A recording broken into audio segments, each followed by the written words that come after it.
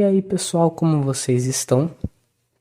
Trago no vídeo de hoje uma partida que foi jogada entre Garry Kasparov contra o jogador ucraniano Ruslan Ponomariov.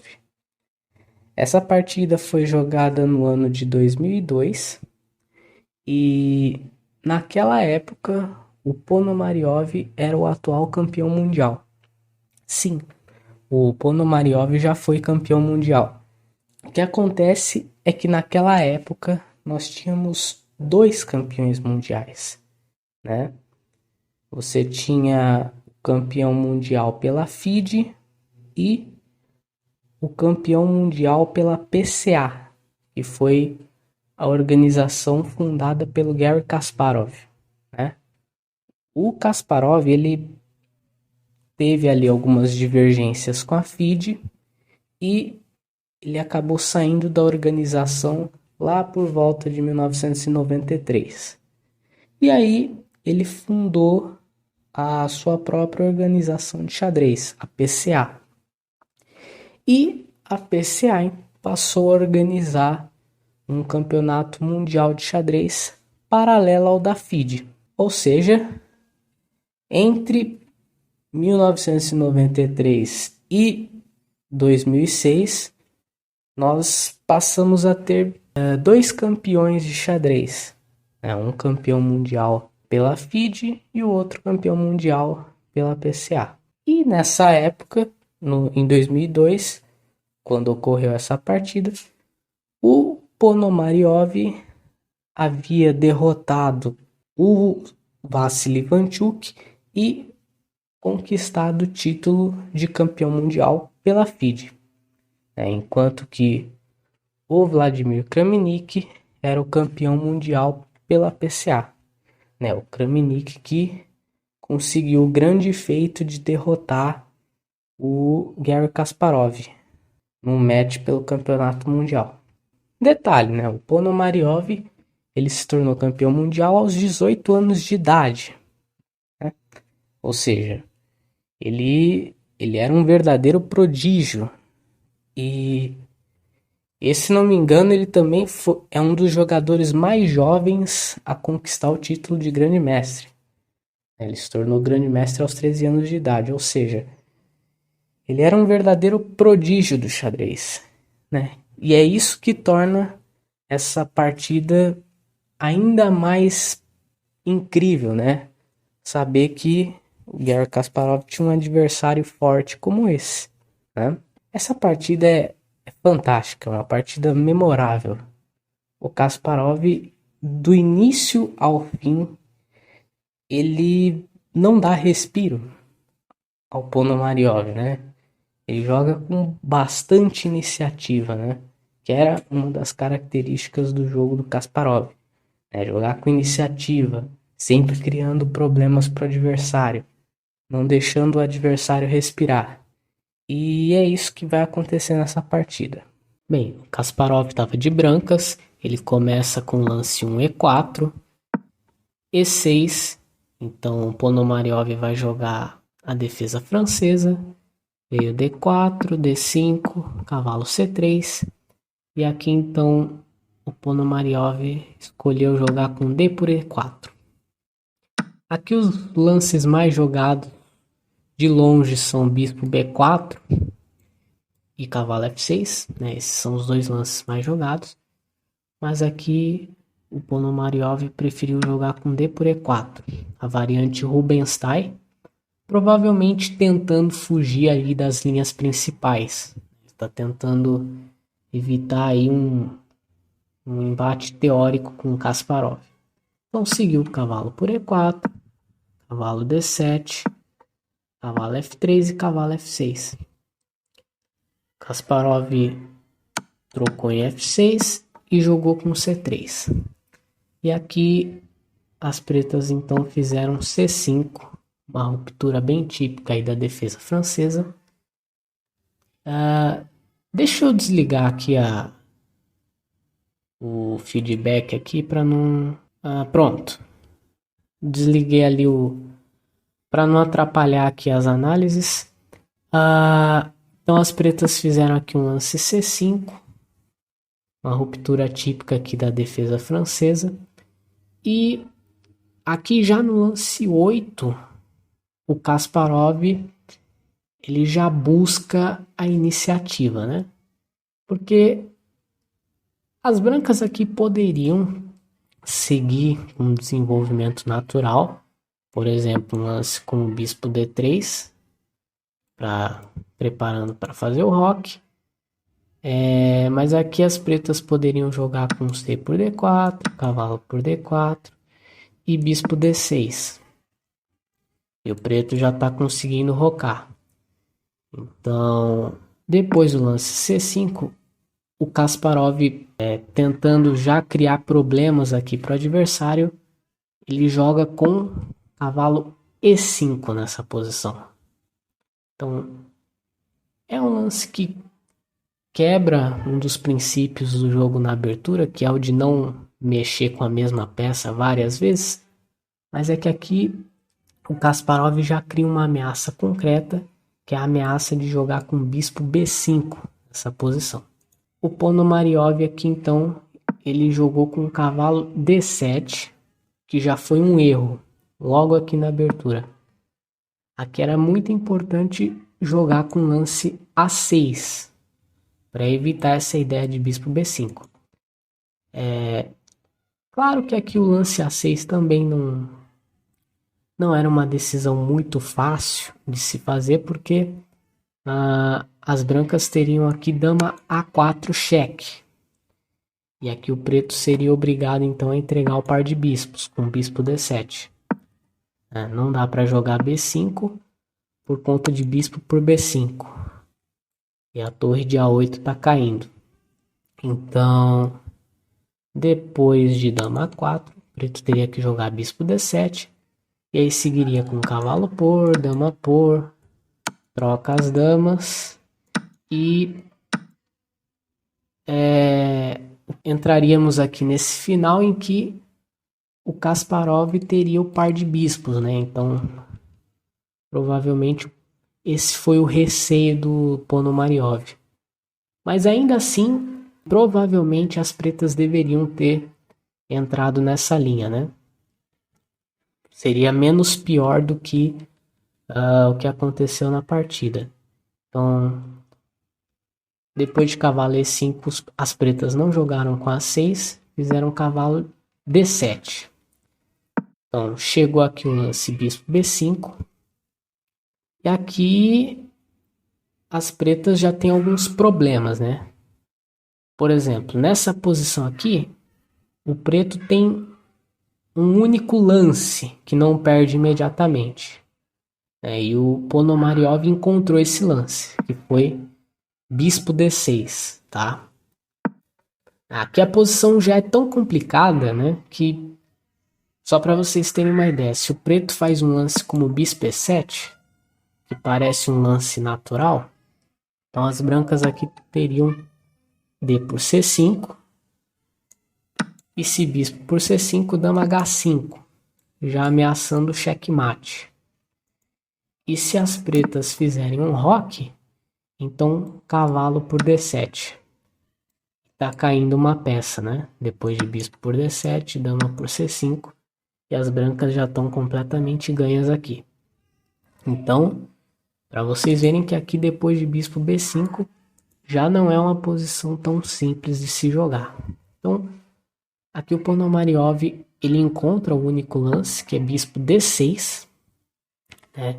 Que agora as brancas não podem tomar em C5 porque está caindo o cavalo.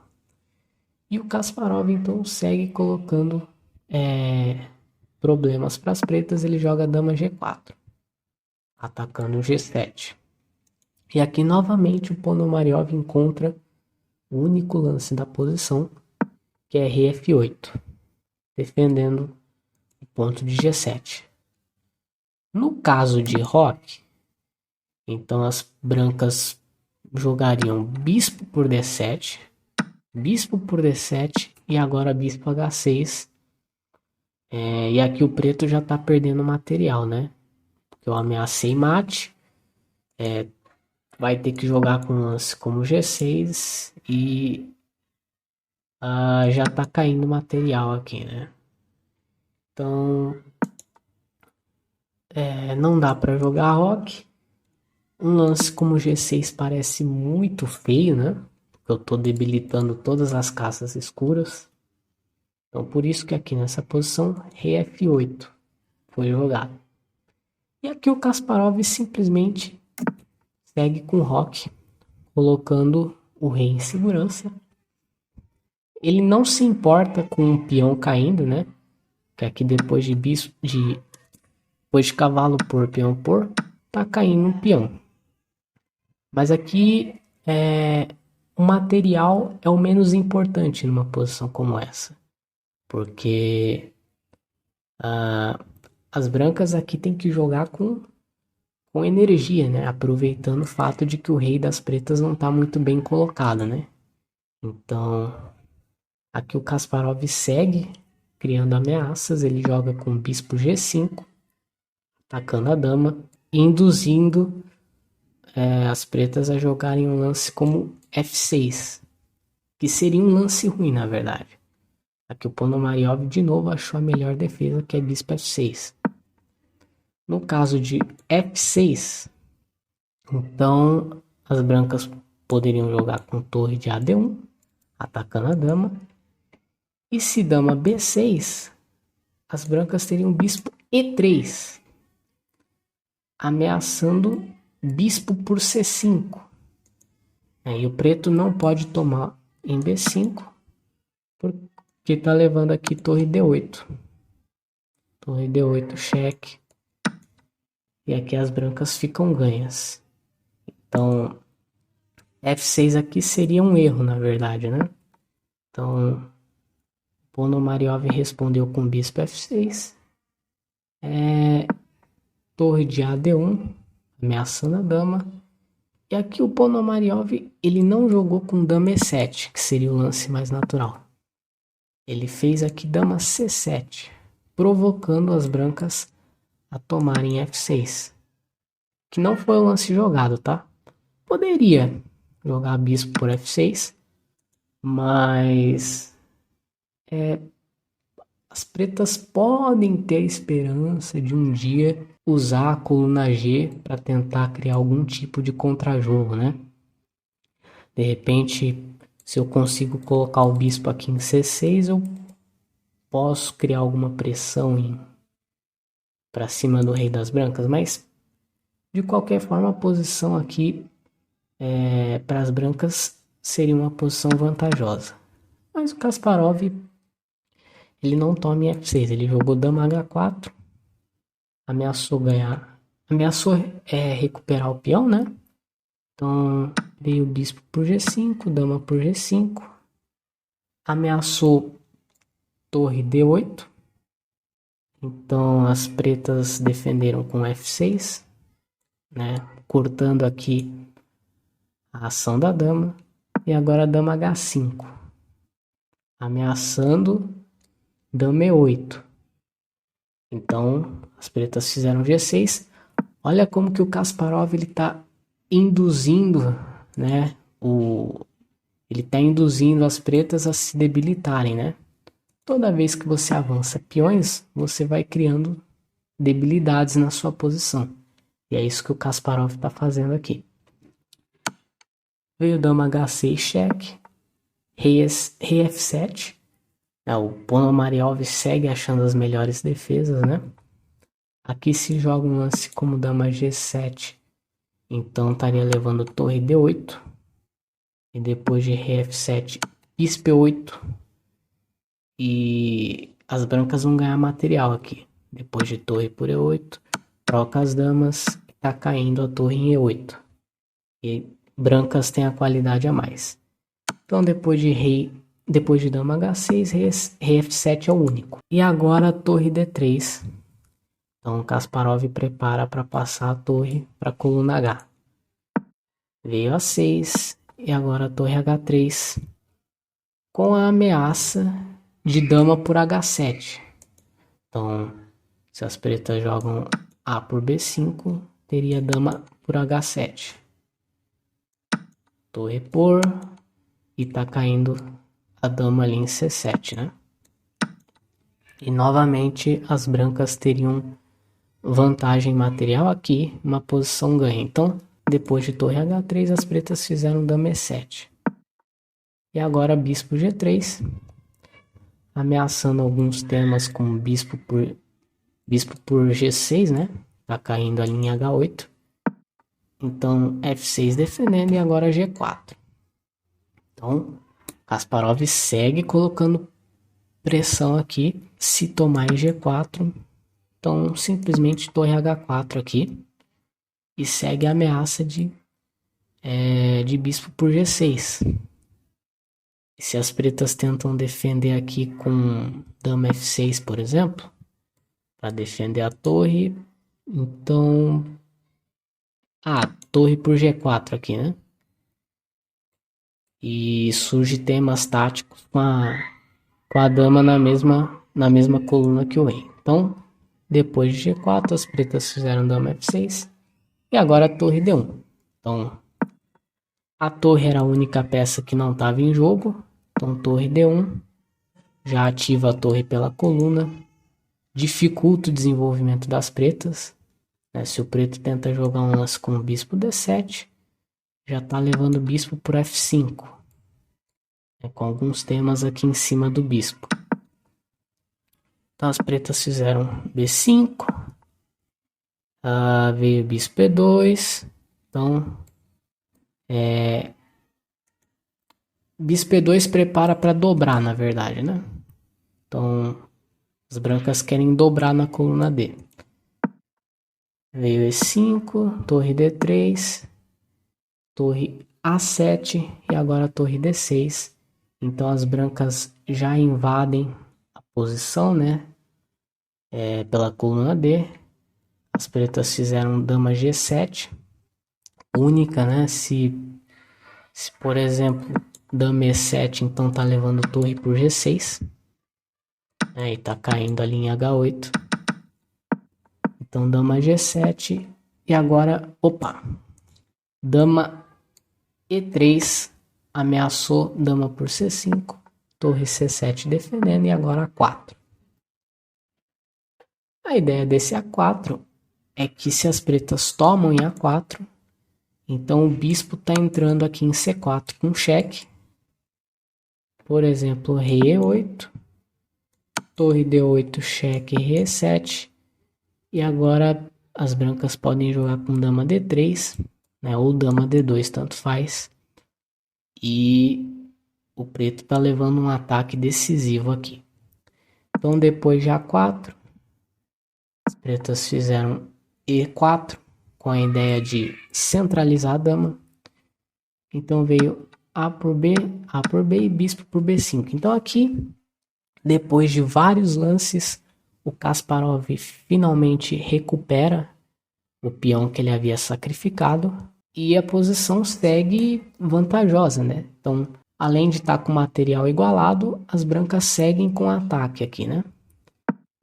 Então veio dama E5, dama G5 foi jogado, dama E7 propondo a troca das damas, dama H6 criando a ameaça de torre por G6 novamente.